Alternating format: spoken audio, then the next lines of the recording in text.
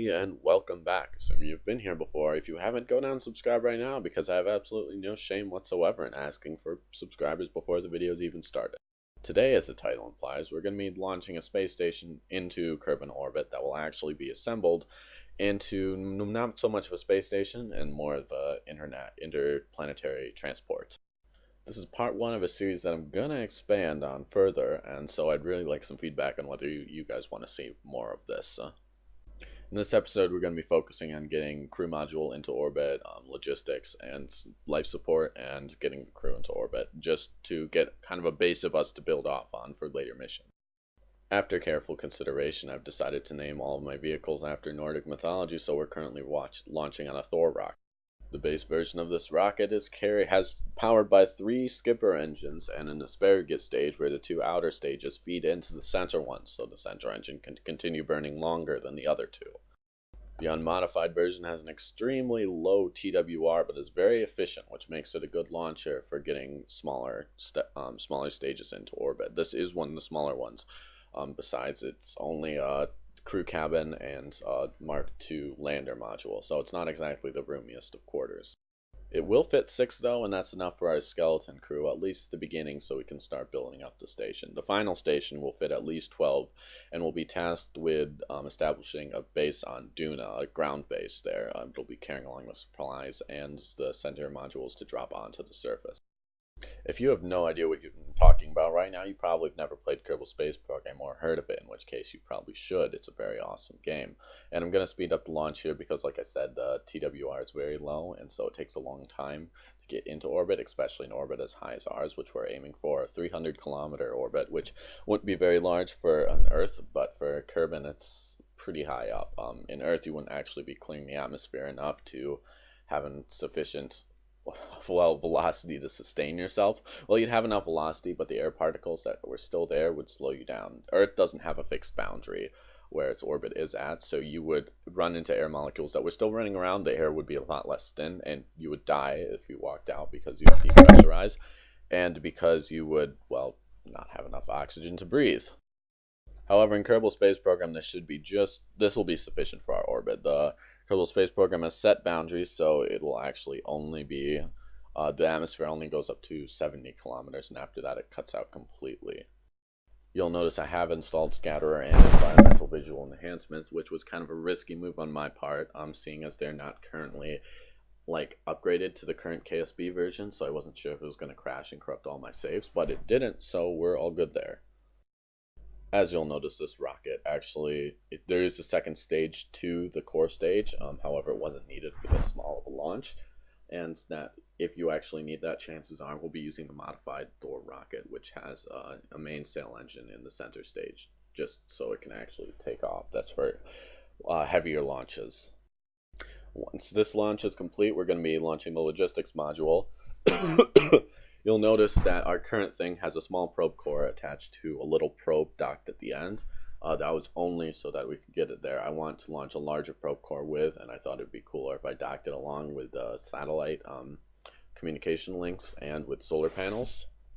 This is the modified Thor rocket, by the way. You can see the mainsail engine in the bottom, which was needed because this was a heavier payload.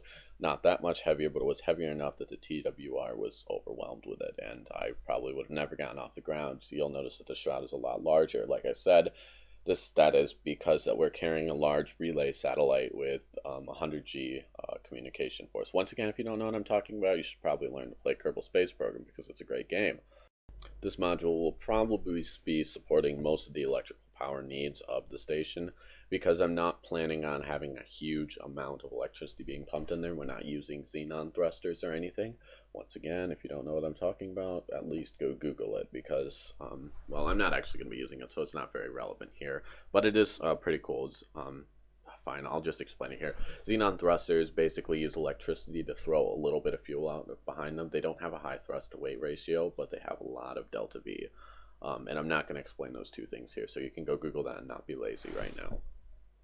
The 2-caps lens that you'll see in just a moment on board the satellite core are actually not going to be there in the end. There are two orbital tugs that I had just so that the satellite could actually get into position. They have RCS on them.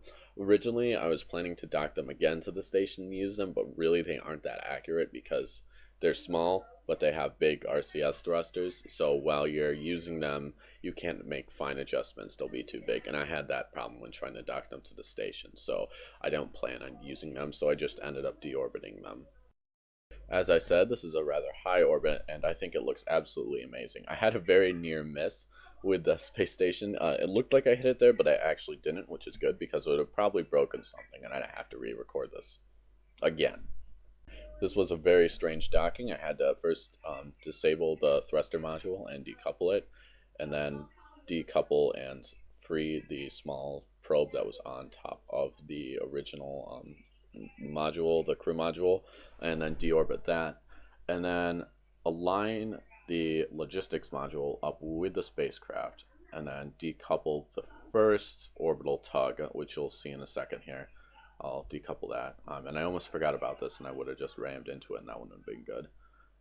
And then using the second orbital tug, which isn't very mass-centered, but it works because I have a very, not a very powerful reaction wheel on here, but the hex is pretty good at controlling itself. Also, it just has enough mass that it works. It did take me a little while to get this successfully connected, just because I was being bad at docking. Not my strong suit in Kerbal Space Program whatsoever. Our next launch is on a Mjolnir rocket. This is our ordinary crew lifter just from Kerbin to Kerbin orbit.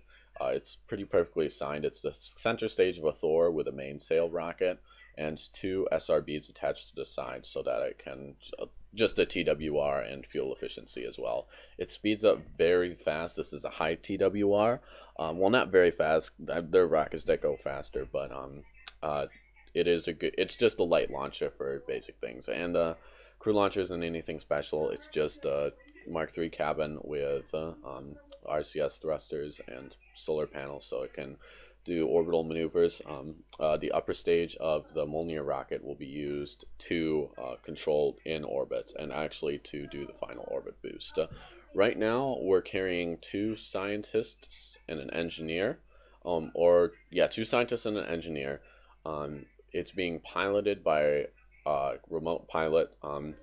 We have a probe core on board it too, just so that we can not not have to have a pilot on there. Though in deep space, it probably, if this module goes to deep space, if we attach one and use it for orbital maneuvering on board Charon station, if you don't have a pilot in there, it's definitely going to need a relay, which is why I have a relay attached to the logistics station as well. But right now we're just using it to lift up crew and put them into orbit around. It also is carrying food supplies enough for almost 150 days for 3 crew members. So I'm going to leave that docked to the station currently so that we don't run out of food on board. I'm using Umbra Space Industries food supply and life support, though it's not giving me anything for the habitation. I'm pretty sure that's because I'm in creative mode, or whatever creative mode is in Kerbal Space Program. All 3 Kerbals on board, and we're ready for our next stage. Like I said, the next steps will be to actually, I don't think I said this actually, the next steps are going to be to attach some cargo modules to it and a small, well, not a small, it's going to be our array of nuclear engines, which we're going to use that to boost us up into a higher orbit, so that we can get clear of the Kerbin system so that we can go faster. And Gilfred commands you to subscribe.